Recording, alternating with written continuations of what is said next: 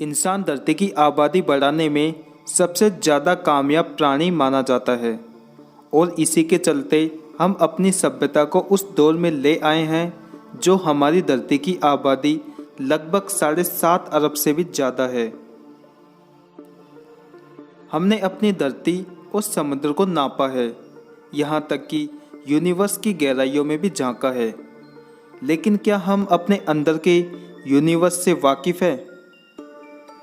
हमारे शरीर के अंदर मौजूद है एक छोटा सा यूनिवर्स, जिसकी गहराइयों में उतरने पर हमें पता लगेगा कि हमारे अंदर भी एक ऐसी दुनिया मौजूद है जो कि इतनी ही शानदार और अद्भुत है जितना कि हमारा बाहरी ब्रह्मांड।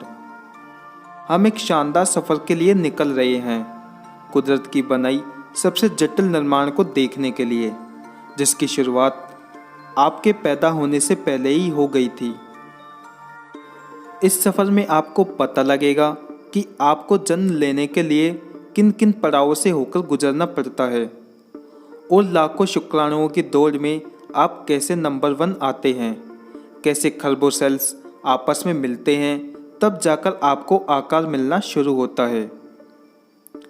दोस्तों, ये कहानी मेरी और आपकी है, एक ऐसी कहानी जो हमें बताती है कि हम इस दुनिया में कैसे आए, एक ऐसी कहानी जो हमें इंसान बनाती है।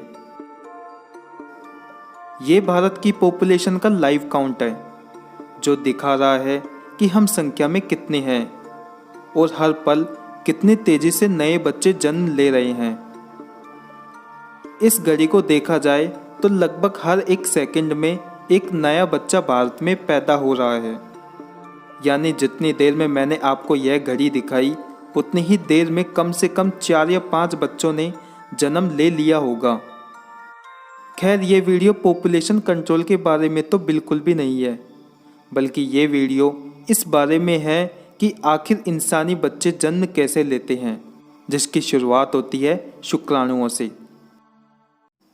एक स्वस्थ आदमी सेक्स करते हुए एक बार में करीबन 20 से 25 करोड़ शुक्राणु पैदा करता है। अगर इनमें से हर एक फर्टिलाइज हो जाए तो रूस और जर्मनी जितनी आबादी एक आदमी एक बार में पैदा कर सकता है। लेकिन कुदरत ने इन करोड़ों शुक्राणुओं में से किसी एक को चुनने का यह मौका दिया है। जो सबसे अच्छा होगा वही चुना जाएगा। सेक्स के तुरंत बाद ये शुक्राणुओं के मर जाने की कई वजह हैं, क्योंकि सही वक्त पर अगर ये नहीं होता तो सभी शुक्राणु कैद होकर मर जाते। ऐसा इसलिए होता है क्योंकि महीने के ज़्यादातर दिनों में महिला के गर्भाशय में जाने का रास्ता म्यूकस द्वारा बंद होता है।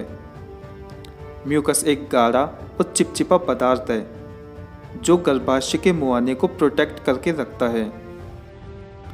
लेकिन महीने में एक बार हॉर्मोन्स इस म्यूकस को सॉफ्ट कर देते हैं और महिला की बॉडी शुक्राणुओं को गर्भाशय में जाने का एक और चांस देती है। जो म्यूकस शुक्राणु की बाधा बनता है, सॉफ्ट होने के बाद यही इनके लिए गर्भाशय में जाने की एक सीढ़ी का काम करता है। यानी गर्भाशय के मुहाने तक जाते जाते इनकी संख्या केवल 1% तक रह जाती है और इनकी भी ज़्यादा समय तक बचने की कोई गारंटी नहीं होती। ये शुक्राणु महिला की बॉडी के लिए बिल्कुल अजनबी होते हैं, इसलिए इन्हें बॉडी द्वारा कोई खतरनाक वायरस समझ लिया जाता है। मुहाने से अंदर प्रवेश लेते ही इम्यून सिस्टम एक्टिव हो जाता है।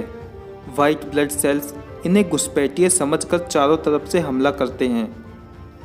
इस हमले के बाद इनकी संख्या बहुत कम रह जाती है। इससे बचने के बाद जो शुक्राणु अगले पड़ाव यानी फैलोपियन ट्यूब के अंदर पहुंच पाते हैं, गिनती में ये सिर्फ 20 या 25 रह जाते हैं। ये प्रोसेस थोड़ी अजीब लग सकती है, लेकिन कुदरत का यह तरीका सबसे बेस्ट है, क्योंकि बेस्ट को चुनने का यह सबसे अच्छा तरीका है।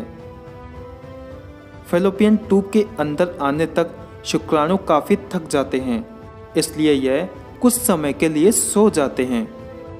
अब 5 दिनों तक ये शुक्राणु फैलोपियन ट्यूब के अंदर जिंदा रह सकते हैं।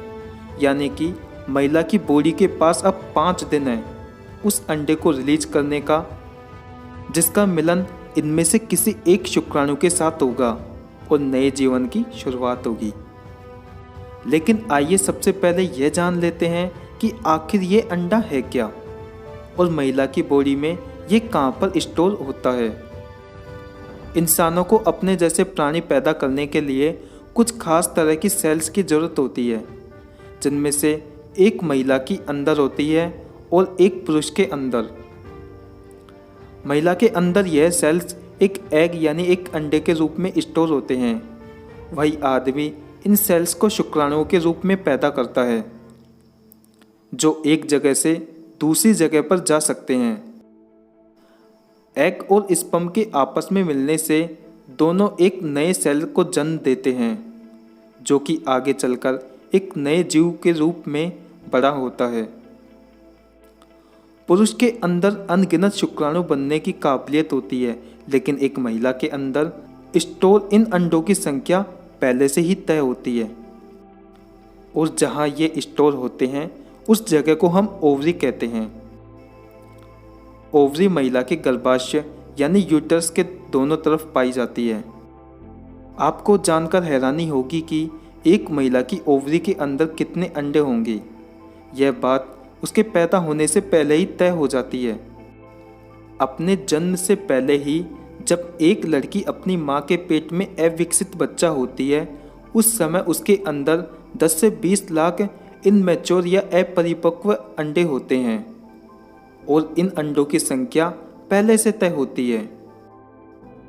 लड़की के पैदा होने से लेकर उसके जवान होने तक इन अंडों की संख्या 3 लाख के आसपास रह जाती है, जिनमें से केवल 300 से 400 अंडे ही वह सारी उम्र भर रिलीज कर पाती है।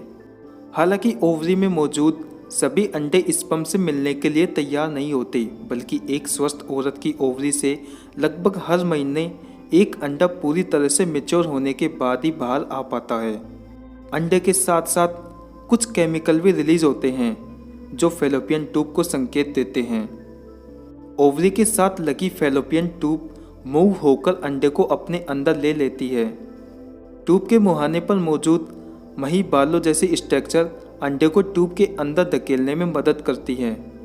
जब ओवरी से एग बाहर आने वाला होता है, बॉडी में इसकी तैयारी शुरू हो जाती है।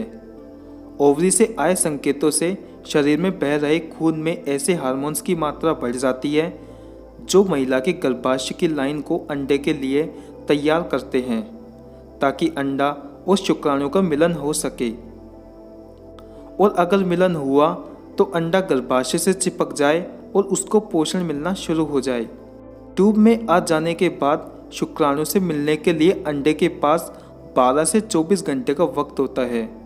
अगर ऐसा नहीं होता तो गर्भाशय में तैयार हुई वो लाइन अंडे के साथ ब्लीडिंग के तौर पर बाहर निकल जाती है, जिसे हम मासिक धर्म या मेंस्ट्रुअल साइकिल या पीरियड कहते हैं। ट्यूब के अंदर एग एक केमिकल रिलीज करता है, जिससे उसके पास शुक्राणुओं को उस तक पहुंचाने में मदद मिलती है। यहाँ पर आकर शुक्राणु अपनी आखिरी दौर खत्म करने वाले होते हैं। हालांकि ये सफ़र हमें काफ़ी छोटा नज़र आए, लेकिन ये सफ़र इनके लिए काफ़ी लंबा था।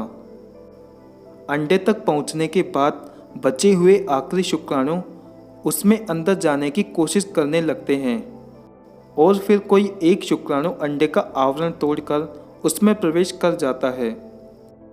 लेकिन यह वक्त अंडे के लिए सबसे खतरनाक भी होता है। इस वक्त अगर कोई दूसरा अंडा इसमें प्रवेश कर जाता है तो अंडा नष्ट भी हो सकता है, लेकिन यह खुद को तुरंत प्रोटेक्ट करता है। इसके सेल के ठीक नीचे छोटे छोटे दानों का विस्फोट होता है जो इसके सेल को कठोर बना देते हैं, जिससे कि कोई दूसरा शुक्राणु इसे तोड़कर अंदर ना जा पाए। इस छोटी सी जिंदगी को एक माँ के गर्भ में पोषण मिलेगा। अगर सब ठीक रहा तो धरती के सबसे बेहतरीन जीव के तौर पर उसका जन्म भी होगा, जिसमें कुदरत और एक माँ की दोनों की बराबर की साझेदारी होती है। तो दोस्तों, आज के लिए बस इतना ही। धन्यवाद।